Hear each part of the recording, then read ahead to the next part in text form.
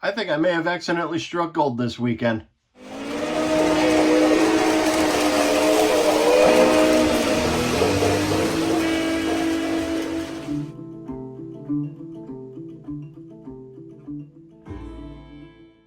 What's going on, everybody? Welcome back. I took a nice little day trip yesterday to Lancaster County, Pennsylvania, and I stopped in the Strasburg Model Railroad shop. I was in search of one particular item, and that would be this Smith's Appliance store right behind me by Woodland Scenics.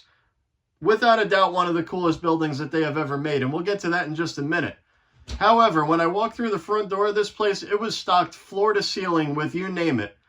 Right by the front door, there was one shelf that really grabbed my attention. That was all the pre-owned locomotives, you know, the stuff that needs some TLC and a little elbow grease. So kind of my bread and butter. One that really grabbed my eye was this Minneapolis and St. Louis GP9. Had a tag on it for $75. Says, runs okay, sounds are very erratic. So I figured, you know, for 75 bucks, it's worth a shot. I thought maybe this was an older locomotive with TMCC. Maybe it had a 9-volt battery in it that was no good. Well, upon further inspection, this came out in the 2009 Volume 2 catalog, and this is actually a legacy locomotive. I couldn't believe this. So for $75, I think it's worth every penny. Let's see if we could bring this thing back to the way it should be. So before I brought this engine home, I had them put it on the test track in the store. And he was absolutely right. The engine runs very jerky. It's not smooth whatsoever. And the sounds sound like a popcorn machine. They cut in and out, and the horn did not work. The bell kind of worked. There's only 2 screws on this, so we're going to lift this top cover off and take a look inside. Okay, body is off. Now, I know for a fact that a lot of times these boards here come loose, especially if the train derails or if it's not handled properly. If these boards are loose, it will cause exactly what was going on. And you can see that this one's actually bent up a little bit here. So if I just press these back down in place, this bottom one was actually, yep. Okay, that's tight now. All the wiring actually looks pretty good here. But what I noticed, take a look at the motor right here. You can see that the spring is actually popped out of place. So there's no tension on this other brush for the motor. That would explain why it's running jerky. And you can see right here, the capacitor is actually not even connected. That, I think, would explain exactly what's going on with this. So let's pull out the soldering gun, get this capacitor back on, pop that spring back in place, and see what we're working with here.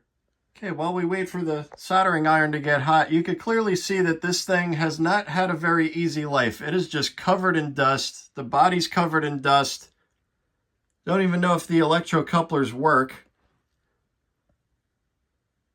But this thing's been sitting around for quite some time, especially if it's been knocked around. That would definitely cause these boards to come loose. Now, I thought this was going to be the same guts as my GP7 back here, my Chicago and Northwestern, because when I first got that, that uses a 9-volt battery. So if the 9-volt battery is bad, it will definitely cause the sounds to go erratic. But this one, I think all it is was just poor handling. Okay, the capacitor is reattached. I got the spring back in place. Dusted all this off with a dry paintbrush. Let's get the body back on and put some power on it, see what we get. Okay, here we are powered up. It's got nice interior lighting. Number boards are lit. It's got marker lights. So I went through here. I just gave it a random address to see what happens. Let's hit the startup button. Okay. Right off the bat, these sounds are significantly better than what they were in the store.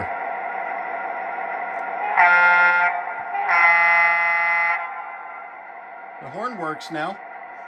The horn did not work in the store. Bell works. Front coupler. Rear coupler. All right. I think that's literally all that was wrong with it. Let's see how it runs.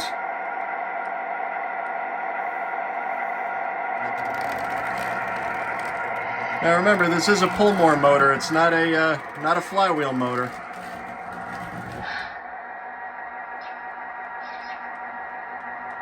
All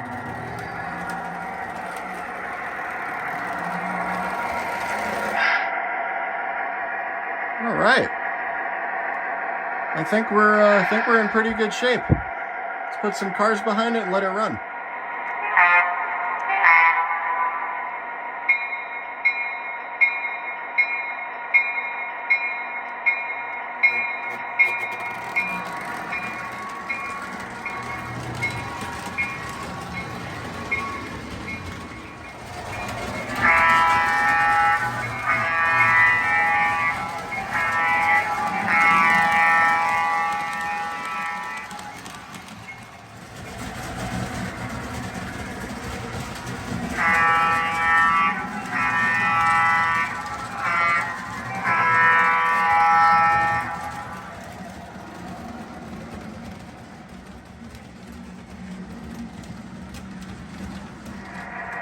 Okay, it runs decent.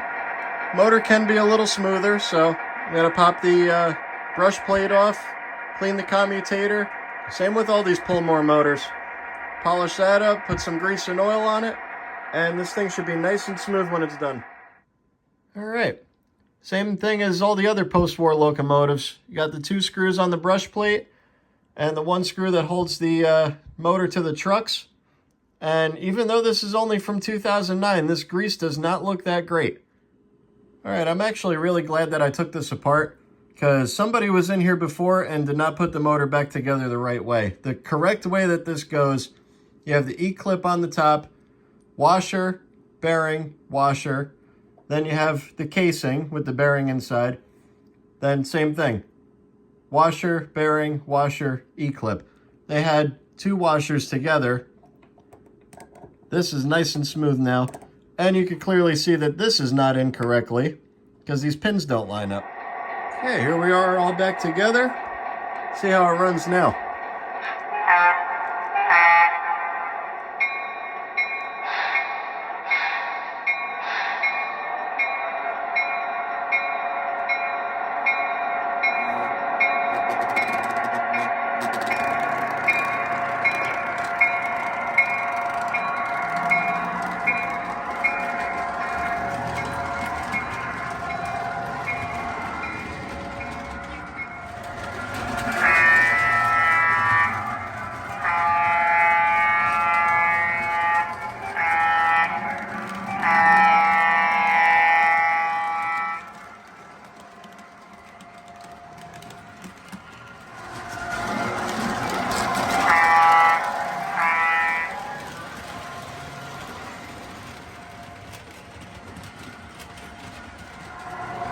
Got this at only 11 speed steps right now.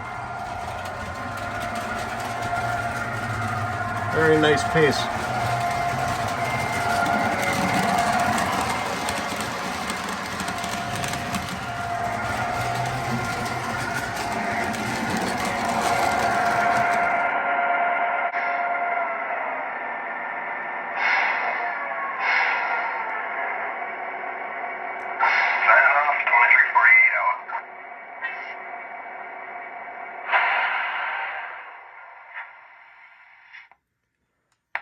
Well, I think for $75, that was an absolute steal. This runs excellent. Let's take a look at this appliance store now. Okay, before I show you the inside of this building, let's take a look at some of the outside details. Really nice roof and HVAC detail. Got a really nice sign over here on the side, separately applied gas meter, drain pipes. Got a fully decorated loading dock. There's a hand truck back here. Some more separately applied drain pipes, signs, electric meter, signs on the door. But this is where this building really comes alive. Fully stocked with color and black and white TVs that actually light up and flicker. I thought this was awesome when I saw this. Even got a brand new refrigerator over here in the corner. Kind of reminds me of my grandfather's. He had a 1951 Frigidaire in his basement, and that thing would never die. I had to put this on here because this store reminds me so much of the store in the town that I grew up in. I grew up in Edison, New Jersey, and there used to be a little appliance store called Derby. Unfortunately, they shut their doors late last year, but my family has been buying stuff from them for years. In fact, even the stove in my house is from them. So, unfortunately, like Alan Jackson said, there goes the little man. Well, I hope you guys really enjoyed this episode. This building looks fantastic and that engine runs absolutely incredible. That's why I tell you, if you see something like this, don't be afraid to crack it open and see what's going on. Just a misaligned board and a capacitor needed to be resoldered back on, and obviously a little cleaning up here and there. But an hour's worth of elbow grease, and just scored a $400 engine for only 75 bucks. Can't beat it. Like always, like, subscribe, make sure you're hitting that notification button. I got a really special one coming up, just waiting on a couple of parts in the mail. We're going to try and install Blue Nami in a 1990s MTH GG1. You're not going to want to miss that. So, see you guys next time.